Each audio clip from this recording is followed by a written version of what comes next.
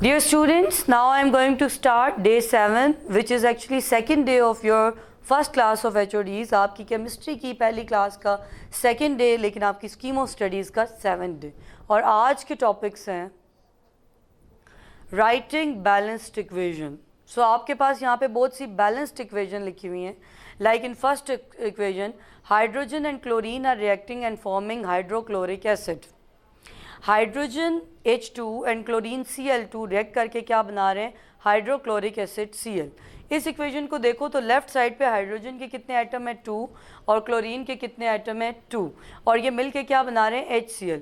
लेकिन यहाँ पे देखो हाइड्रोजन का भी एक एटम है और क्लोरीन का भी एक एटम है, तो इसको हम किस से मल्टीप्लाई करेंगे? 2 से। तो इधर हम क्या ऐड करेंगे? कोफिशिएंट। ये आपको पता होना चाहिए कि हम यहाँ पे क्या चीज़ ऐड करें? कोफिशिएंट ऐड करें। तो 2 एटम हाइड्रोजन के इधर हो जाएंगे, 2 एटम हाइड्रोजन के इधर हो जाएंगे, 2 एटम क्लोरीन के यहाँ पे होंगे और 2 एटम क्लोरीन के यहाँ पे होंगे। तो इस तरह बैलेंस्ड केमिकल इक्वेशन लिखनी है। और एक बात याद रखिए कि बैलेंस्ड केमिकल इक्वेशन को लिखने के लिए आप कोफिशिएंट को चेंज कर सकते हैं, सबस्क्रिप्ट को चेंज नहीं कर सकते। क्या मैं कहूँ कि आपका मूड हो रहा है तो आप यहाँ पे लिख दें H2Cl2? No, it's not possible.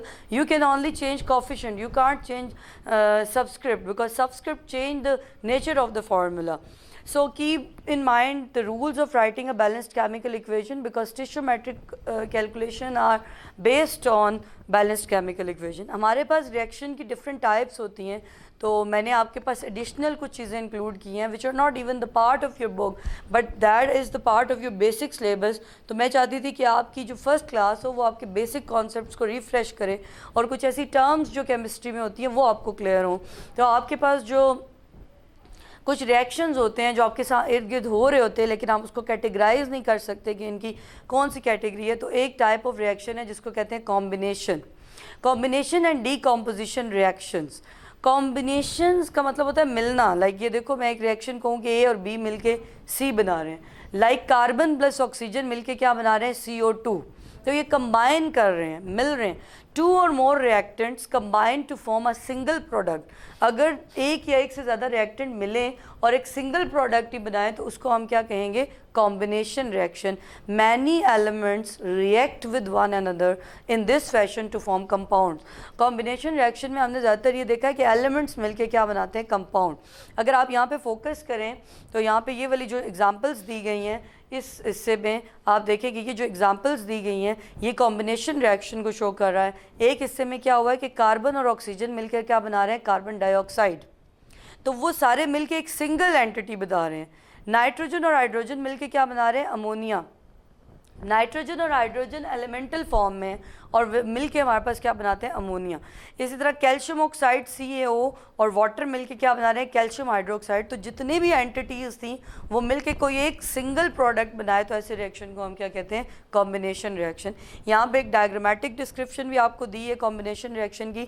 Like magnesium metal जब ऑक्सीजन से रिएक्ट करती है तो क्या बनता है? MgO, magnesium oxide, which is an ionic compound. तो ये हमारे पास कॉम्बिनेशन है क्योंकि 2 एलिमेंट्स मिलकर एक कंपाउंड बना रहे हैं और एक सिंगल प्रोडक्ट बना रहे हैं। तो ये आपने याद रखना है। और आपने अब ये जब मैं आगे मूव करूंगी तो आपने इस वीडियो को यहाँ पॉज करके ये जितनी एग्जांपल प्लस कॉम्बिनेशन रिएक्शन की डेफिनेशन अपने पास नोट करनी है। नेक्स्ट हमारे पास रिएक्शन की टाइप है डीकम्पोजिशन रिएक्शन। डीकम्पोजिशन का मतलब है टूटना, ब्रेक डाउन होना। When one substance breaks down into 2 or more substances, जब एक सब्सटेंस एक या एक से ज़्यादा सब्सटेंसेस में टूट जाए तो उसको क्या कहते हैं? डीकम्पोजिशन, मीन ब्रेक डाउन, टूटना।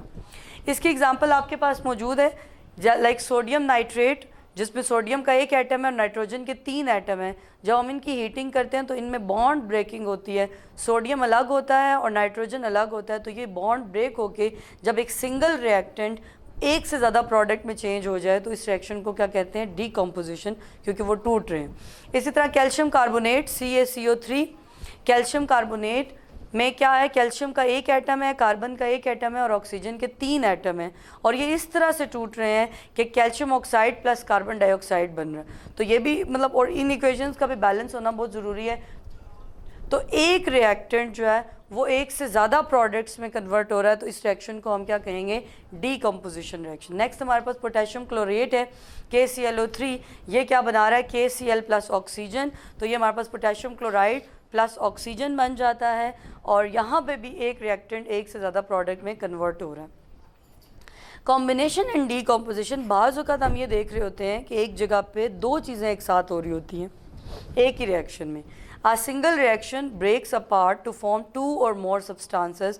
Many compounds react when wave and heated. तो मतलब यहाँ पे एक से ज़्यादा प्रोसेस होते हैं। इस हिस्से को अब हम फोकस करेंगे। तो ये आपको पोटेशियम क्लोरेट के बारे में बता रहा है। पोटेशियम क्लोरेट KClO3 किस में टूट रहा है? पोटेशियम क्लोराइड प्लस ऑक्सीजन में। तो हम इसको डीकम्पोजिशन कह सकते हैं, लेकिन हम इसको दूसरे लफ्ज़ों में कॉम्बिनेशन भी कह सकते हैं, क्योंकि यहाँ पे KCl बन रहा है। लेड कार्बोनेट PbCO3 किस में कन्वर्ट हो रहा है? PbO, lead oxide and carbon dioxide में। ये भी डीकम्पोजिशन रिएक्शन है। कॉपर हाइड्रोक्साइड कॉपर ऑक्साइड और वाटर में टूट रहा है, तो ये भी डीकम्पोजिशन रिएक्शन है, क्योंकि एक सिंगल एंटिटी एक या एक से ज़्यादा एंटिटीज़ में ब्रेक डाउन हो रही है।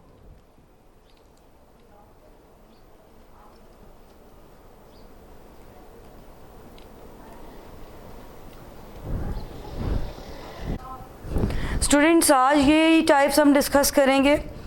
आपने ये जितनी भी इंफॉर्मेशन है ये अपने पास नोट करनी है। आपको पता होना चाहिए कि रिएक्शन कौन से टाइप्स के हैं और इनकी बैलेंस्ड केमिकल इक्वेशन को अंडरस्टैंड करें कि ये किस तरह से बैलेंस है। आज का यही टास्क है आपका। अस्सलाम वालेकुम स्टूडेंट्स, आज आपकी फर्स्ट ईयर की HOD क्लास का कंप्यूटर साइंस की आपकी जो पहली HOD है, इसका आज डे 2 है। स्टूडेंट्स, लास्ट टाइम हम लोग कंप्यूटिंग डिवाइसेस को डिस्कस कर चुके हैं। आज का जो हमारा टॉपिक है that is basic operations of a computer. Any computer system regardless of its size is capable of performing the following basic operation। कोई भी कंप्यूटर सिस्टम, ताहम उसका साइज़ क्या कोई भी हो, ये कोई भी कंप्यूटर सिस्टम इस काबिल होता है कि वो ये फॉलोइंग टास्क जो अभी आपके सामने डिस्कस करूंगा ये लाजमी परफॉर्म कर सकता है। फॉलोइंग बेसिक ऑपरेशंस वो परफॉर्म कर सकता है, जिसमें सबसे पहले इनपुट ऑपरेशन। इनपुट ऑपरेशन में क्या है कि accepting data for processing from N input device. Input operation में कोई भी कंप्यूटर डाटा एक्सेप्ट करता है प्रोसेसिंग के लिए इनपुट डिवाइस से। प्रोसेसिंग ऑपरेशन दूसरा जो मेजर ऑपरेशन है, बेसिक ऑपरेशन है किसी भी कंप्यूटर का, दैट इज़ प्रोसेसिंग ऑपरेशन। इसमें performing arithmetic and logical operations.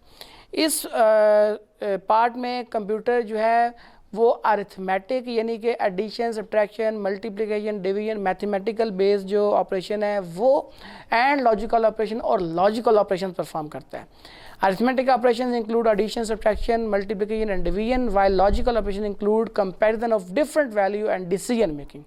Logical operations में comparison शामिल है different values का एक दूसरे के साथ, और decision making जो है वो processes में होता है। और third operation जो है that is output operation, sending result to an output device। Operation perform करने के बाद, प्रोसेसिंग ऑपरेशन होने के बाद रिजल्ट को आउटपुट डिवाइस की तरफ भेजना एज अ रिजल्ट। और लास्ट जो हमारा जो चौथा ऑपरेशन है किसी भी बेसिक ऑपरेशन जो कंप्यूटर के अंदर मौजूद चौथा मेजर ऑपरेशन है that is storage operation. Writing a data to a storage device such as hard disk और USB फ्लैश ड्राइव। अगर कोई भी डाटा जो है उसको स्टोर करना है आपने हार्ड डिस्क में या USB फ्लैश ड्राइव में, the purpose of a computer system is to accept data. जो हमारे पास स्टोरेज ऑपरेशन है इसका काम ये है कि डाटा को स्टोर करना हार्ड डिस्क में या किसी भी USB फ्लैश ड्राइव में। Purpose of a computer system is to accept data. किसी भी कंप्यूटर सिस्टम का मकसद जो है डाटा को एक्सेप्ट करना, process it and as a result उसको प्रोसेस करना, and as a result of processing produce output in the form of useful information. और रिजल्ट के तौर पर आउटपुट प्रोड्यूस करना in the form of useful information, ऐसी information की form में जो यूजफुल हो। The input unit of computer presents data to the processor for processing। Input unit जो कंप्यूटर का है वो प्रोसेसर को डाटा प्रोवाइड करता है प्रोसेसिंग के लिए। The results of processing of the data are displayed on the monitor screen. और प्रोसेसिंग का जो रिजल्ट है उसको डिस्प्ले किया जाता है मॉनिटर की स्क्रीन पे, या प्रिंटेड ऑन पेपर पे प्रिंट करके, और send to any other output of storage device, या किसी दूसरी स्टोरेज डिवाइस की तरफ सेंड करके, किसी दूसरी स्टोरेज डिवाइस की तरफ भेज के। नेक्स्ट टॉपिक है हमारा students classification of digital computers. Previous classes में भी आप लोगों ने ये पढ़ा, ये उसी टॉपिक की मॉडिफाइड फॉर्म है।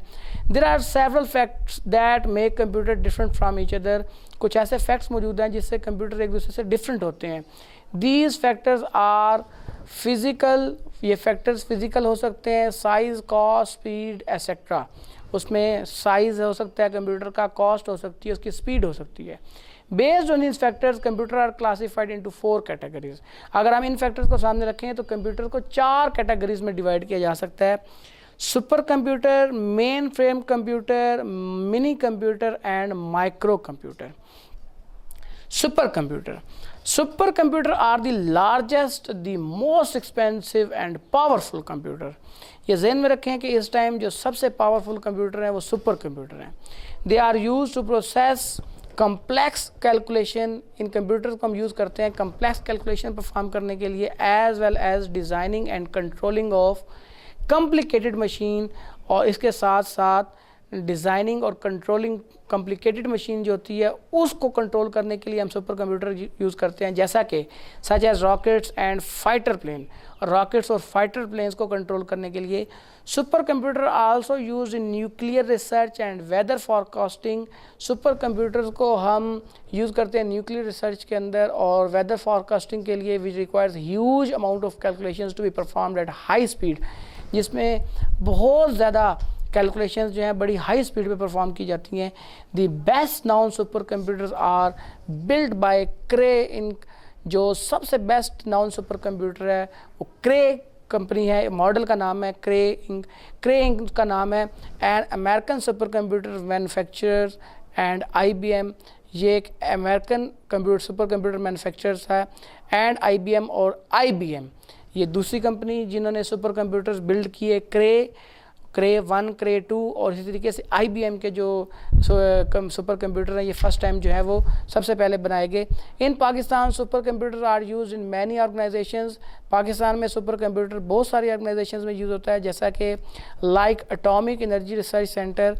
एटॉमिक एनर्जी रिसर्च सेंटर में सुपर कंप्यूटर को यूज़ किया जाता है। ये आपके सामने एक मॉडर्न सुपर कंप्यूटर की एक फिगर है, यहाँ आपको दिखाई दे रही होगी। नेक्स्ट है main frame computer. These are larger, more expensive and more powerful computers compared to the mini computer. Main frame computer जो है ये मिनी कंप्यूटर के कंपैरिजन में पावरफुल हैं, लेकिन सुपर कंप्यूटर से अगर इनका कंपैरिजन किया जाए तो ये इनकी परफॉर्मेंस वैसे ही नहीं होती। ये लार्ज कंपनीज़ के डाटा को हैंडल करने के लिए यूज़ होते हैं but less powerful than super computer. Super computer की निस्बत ये लेस पावरफुल होते हैं। They are use in large corporations, ये बड़ी कॉरपोरेशंस के अंदर इस्तेमाल होते हैं। बैंक्स, जैसा कि banks, universities and scientific laboratories. Mainframe usually fill a large room. Mainframe computer जो है ये एक रूम के साइज़ जितने होते हैं, ये लार्ज रूम को फिल कर सकते हैं। Because they include many types of peripheral devices, क्योंकि इनके साथ बहुत सारी पैरेलल में जो है डिवाइसेस कनेक्ट होती हैं। A typical main frame can execute about trillion instructions पर सेकेंड। एक आम मेन फ्रेम कंप्यूटर जो है वो 1 सेकंड के अंदर ट्रिलियन इंस्ट्रक्शंस परफॉर्म कर सकता है, टिप्स ट्रिलियन इंस्ट्रक्शन पर second, and can support thousand of users, और ये हज़ारों यूज़र्स को बैक वक्त सपोर्ट कर सकता है। Some examples of mainframe are, यहाँ पर मेन फ्रेम कंप्यूटर कुछ एग्जांपल्स हैं। IBM's enterprise EC12, EC196 and HP 16500 series, ये उनके मॉडल के नाम हैं जो मेन फ्रेम कंप्यूटर्स के हैं। Mini computer, these computer are larger and more expensive than micro computers. ये कंप्यूटर्स बड़े हैं और ज़्यादा एक्सपेंसिव हैं माइक्रो कंप्यूटर से। Mini computer and its peripheral equipment can usually fill a small room, ये स्मॉल रूम के अंदर आ सकते हैं। Mini computers can support 100 of user at a time. Mini computer बैक वक्त 100 से ज़्यादा, हंड्रेड्स, सैकड़ों यूज़र को सपोर्ट कर सकते हैं। Mini computers are faster than micro computers. Mini computers micro computers से भी तेज़ होते हैं। They can execute billions of instruction per second, ये 1 सेकंड में बिलियंस इंस्ट्रक्शन परफॉर्म कर सकते हैं। यानी कि मिनी कंप्यूटर की जो परफॉर्मेंस है या पावर जो है वो मेन फ्रेम कंप्यूटर से कम है। These computer can process more data than micro computers. Micro computer से ज़्यादा डाटा को ये प्रोसेस कर सकते हैं। Mini computer are widely use in industrial process control, scientific research and small business application. Mini computer ज़्यादातर जो है वो इंडस्ट्रियल प्रोसेस के लिए यूज़ होते हैं, कंट्रोल के लिए, साइंटिफिक रिसर्च के लिए और स्मॉल बिजनेस एप्लीकेशन के लिए। Due to advancement of technology the difference between the performance of microcomputer and mini computer is gradually decreasing। जैसा कि डे बाय डे टेक्नोलॉजी बढ़ रही है तो अब मिनी कंप्यूटर और माइक्रो कंप्यूटर की परफॉर्मेंस में कोई ख़ास फ़र्क नहीं रहा और ये दिन ब दिन इनका जो फ़र्क है वो उसको ग्रेजुअली डिक्रीज़ कर रहा है। As a result modern micro computers are replacing the more expensive mini computer. जो मॉडर्न माइक्रो कंप्यूटर्स हैं वो अब रिप्लेस कर रहे हैं एक्सपेंसिव मिनी कंप्यूटर्स को। Examples of mini computer are IBM system /3। इसमें जो इनकी एग्जांपल्स हैं उनमें जो हमारे मिनी कंप्यूटर्स के मॉडल हैं IBM system /3 and HP 3000। Mini computer is shown in figure. यहाँ पे आपके सामने ये फिगर में एक मिनी कंप्यूटर आपको दिखाई दे रहा है। माइक्रो कंप्यूटर, ये आपके सामने एक माइक्रो कंप्यूटर की जो आम कंप्यूटर सिस्टम जो यूज़ करते हैं, आम ऑफिस में यूज़ करते हैं या घरों में यूज़ करते हैं, उसको माइक्रो कंप्यूटर बोला जाता है। It is smallest and least expensive computer. ये छोटा और लीस्ट एक्सपेंसिव यानी कि इतना महंगा नहीं है। It's small size is result of LSI। इसके स्मॉल साइज़ जो है वो रिजल्ट है basically LSI, large scale integration. Large scale and VLSI, very large scale integration. Large scale integration आपके पास IC चिप को बेसिकली यहाँ पर रिप्रेजेंट कर रहा है और वेरी लार्ज स्केल इंटीग्रेटेड जो आपके पास टेक्नोलॉजी है ये माइक्रो प्रोसेसर को जो है वो शो कर रही है। यानी एक IC के अंदर बैक वक्त काफ़ी ट्रांजिस्टर एक दूसरे के साथ इंटरकनेक्टेड होते हैं और वो काफ़ी टास्क परफॉर्म कर सकते हैं, जिससे इसका साइज़, हमारा कंप्यूटर का साइज़ कम हुआ। और VLSI हमारे पास ऐसी टेक्नोलॉजी है जिसमें बहुत सारी ICs इकट्ठी होकर माइक्रो प्रोसेसर पे एक ही वक्त में बहुत सारी ICs इकट्ठे होकर बैक वक्त जो है वो कोई भी टास्क परफॉर्म कर रही होती है, उसको हम very large scale integration technology कहते हैं। A modern microcomputer can execute millions of instructions per second। Modern micro computer जो है वो एक टाइम पे मिलियन इंस्ट्रक्शन परफॉर्म कर सकता है, यानी 10 लाख इंस्ट्रक्शन एक टाइम पे परफॉर्म कर सकता है। Although this is very fast but it is much slower than mini computer and mainframe। ये ताम बहुत तेज़ होते हैं लेकिन ये फिर भी स्लो हैं मिनी कंप्यूटर से और मेन फ्रेम कंप्यूटर से। टिपिकल माइक्रो कंप्यूटर जैसा कि फिगर में आपको दिखाई दे रहा है consist of a keyboard, a mouse, a monitor and a system unit. Micro computers are used at home for personal use as well as for business application. जो हमारे पास माइक्रो कंप्यूटर्स हैं उसको हम घरों में इस्तेमाल करते हैं अपने पर्सनल यूज़ के लिए, बिजनेस एप्लीकेशंस के लिए। A large variety of software is available for use on micro computers। बहुत लार्ज वैरायटी हमारे पास प्रोग्राम्स की या सॉफ्टवेयर्स की मौजूद है जिनको हम माइक्रो कंप्यूटर्स पे यूज़ करते हैं। बहुत सारी एप्लीकेशंस हैं। A micro computer can easily fit on our desktop और in a briefcase in the form of laptop computer. कोई भी माइक्रो कंप्यूटर बड़ी आसानी के साथ एक डेस्कटॉप के अंदर या ब्रीफ केस के अंदर जो है वो पूरा आ जाता है। Some examples of micro computer are IBM ThinkPad. हमारे पास जो इसकी कुछ एग्जांपल्स हैं इसमें IBM थिंकपैड शामिल है, तोशिबा सेटेलाइट सीरीज़ है, Dell XPS, HP, Envy series and Apple series. तो स्टूडेंट्स ये था हमारा कंप्यूटर साइंस का डे 2 और HOD क्लास का हमारा आज डे 7 था। इसी के साथ अपने इस लेक्चर को अच्छे तरीके से तैयार करें। अब हम नेक्स्ट HOD क्लास का जो नेक्स्ट डे है उसमें हम नेक्स्ट टॉपिक यानी कि modern use of computer in today's life के साथ कल आपके साथ दोबारा मुलाकात होगी। अल्लाह हाफिज़। अस्सलाम वालेकुम स्टूडेंट्स, डे 7 में आपको वेलकम कहते हैं और अपना उर्दू का काम शुरू करते हैं। जी स्टूडेंट, आज हमने सवाल नंबर 4 करना है। कौमी तरक्की किन बातों का मजमुआ है?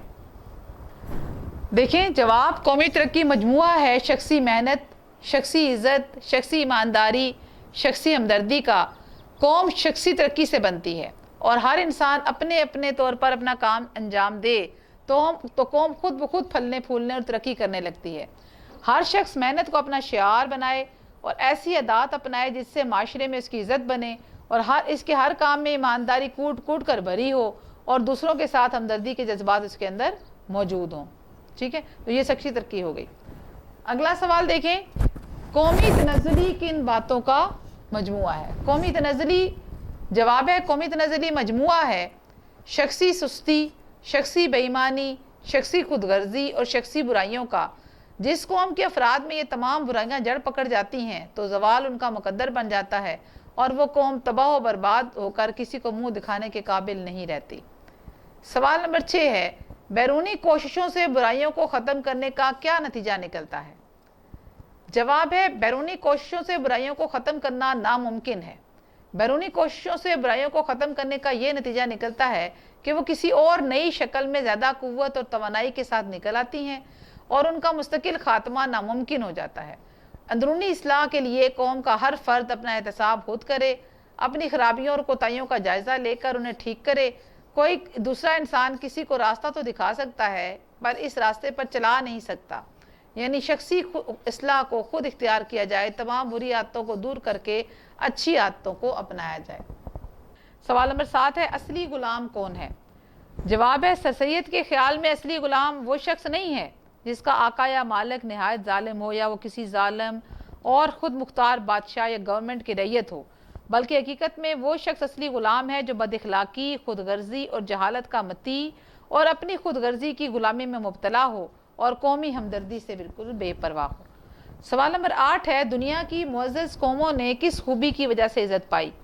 जवाब है, अगर दुनिया की तारीख़ का मुताला किया जाए तो पता चलता है कि दुनिया की मुअज़्ज़ज़ कौमों ने अपनी मदद आप की खूबी की वजह से इज़्ज़त पाई, क्योंकि जब इंसान अपनी मदद आप करता है तो उसमें गैरत जैसी उम्दा क़ुव्वत और इज़्ज़त जो इंसान की असल चमक दमक है ना सिर्फ पैदबेदार होती है बल्कि मज़ीद निखर कर सामने आती है, जो इंसान की कदर ना सिर्फ अपनी नज़र में बल्कि दूसरों की नज़र में भी बुलंद करती है। Assalamu students, on first day we study the lesson, we read it and also learned its meanings. Today we'll study its exercise. इसके एक्सरसाइज में जो कुछ है वो आज हम पढ़ेंगे। First of all about the author. Liam O'Flaherty 1896 में पैदा हुआ, 1984 में इसकी डेथ हुई। आयरिश नॉवलिस्ट, ये एक आयरिश नॉवलिस्ट था। Was born in the Aran Islands country Galway and educated at University College Dublin में यूनिवर्सिटी कॉलेज में इसने एजुकेशन हासिल की। He was a leading Irish novelist of the early 20th century, 20वीं सदी का एक मशहूर ये नॉवलिस्ट था। His works are characterized by stark naturalism, psychological analysis and powerful drama. ये characteristics थी इसके novels की। Among his books are, उसकी जो मशहूर books हैं, The Neighbor's Wife 1924, The Informer 1925, Finn 1935, Mr. Gilhooly 1926, Short Stories 1937, Revised 1956, Land 1946, Two Lovely Beasts and Other Stories 1950, Insurrection 1951, and The Peddler's Revenge and Other Stories 1976. His autobiography Shame the Devil was published in 1934. ये जिसकी autobiography है ये 1934 में publish हुई थी। Now learn the vocabulary. Vocabulary students आपको याद करनी चाहिए क्योंकि इसमें से आपके ऑब्जेक्टिव MCQs आते हैं, तो देख लें। अब्रेस्ट ऑफ ईच अदर, जो आपने इसमें से याद करना, अलॉन्ग साइड और each other, alongside each other.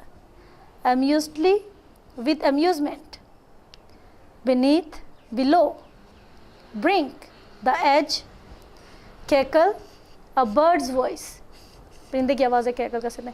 chasm, a deep space,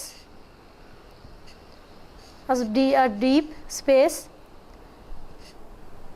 gently, softly or elegantly, derisively, mockingly or scornfully, desperate, careless of danger, dirt cake, covered with a hard layer of dirt, hardened, इसका आप hardened ही याद, dirt cake means hardened, सख्त, dizzy, sleepy, eagerly, anxiously, expanse, an area that spreads over a wide space, For the life of him, so idiom है to save his life.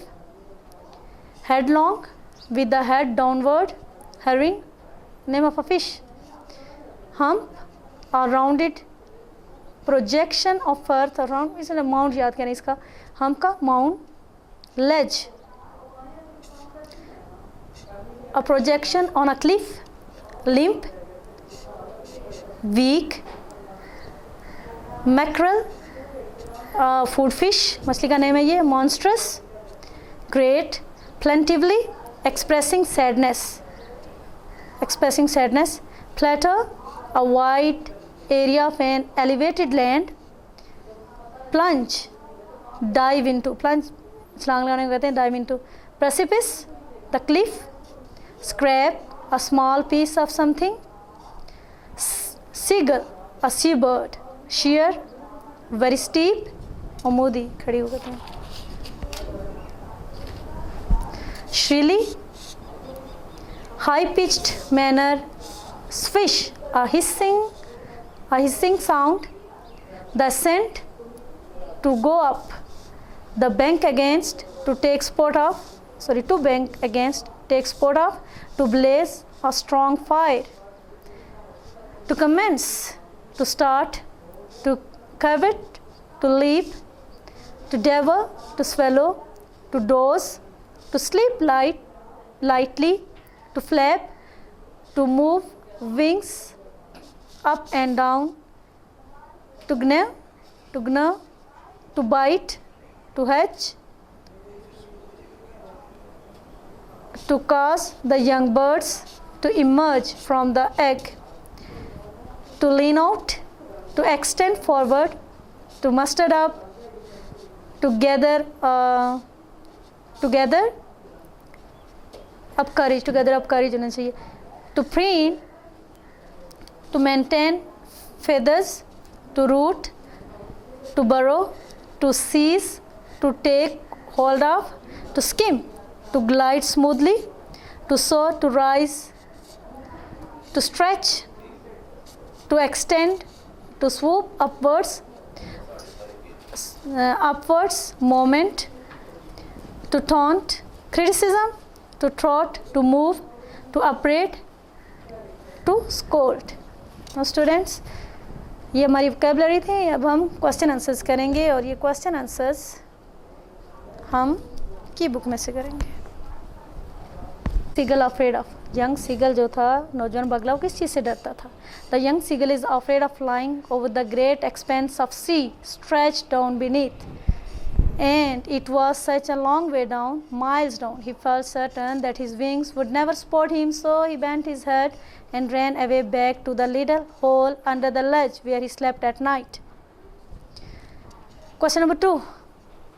Why don't his parents, his brothers and sister give him food?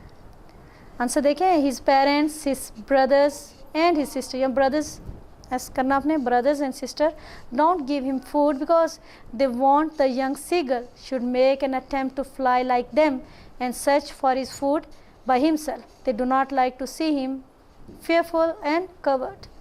They even taunt him for his cowardice and threat him to let him die of hunger unless he himself makes an attempt to fly. Question number 3. What does his mother do to force him to fly? उसकी माँ ने क्या किया उससे उड़ने पर मजबूर करने के लिए. His mother had picked up a piece of fish and was flying across to him with it. He leaned out eagerly, tapping the rock with his feet, trying to get nearer to her as she flew across. But when she was just opposite to him, abreast of the ledge, she halted, her legs hanging limp, her wings motionless, the piece of fish in her beak almost within reach of his beak. Question number 4. What does he feel when he finally flaps his wings and finds that he is not falling? He flapped his wings once and soared upwards. He uttered a joyous scream and flapped them again. He soared higher. He raised his breast and banked against the wind. Are the followings true or false? These are 4 questions. The young seagull had never been off his ledge before. His sister was smaller than him.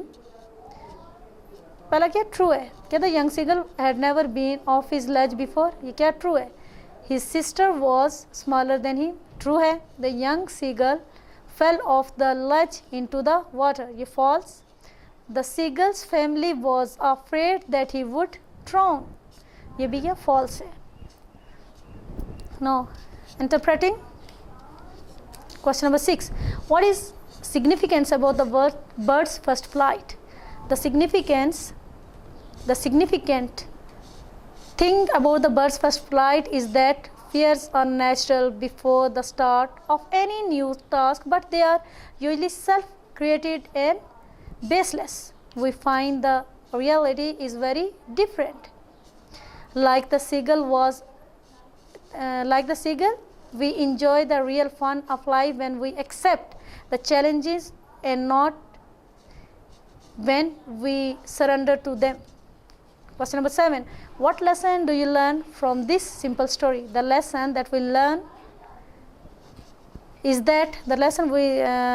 is that before starting a new work, there are always problems, but losing hope or confidence is not the solution. We should try our level best and never give up the struggle in despair. Dear students, this is the task of your second day. जो आपके question answers हैं 7, ये आपने second day इनको prepare करना है और इन्हें याद करना है.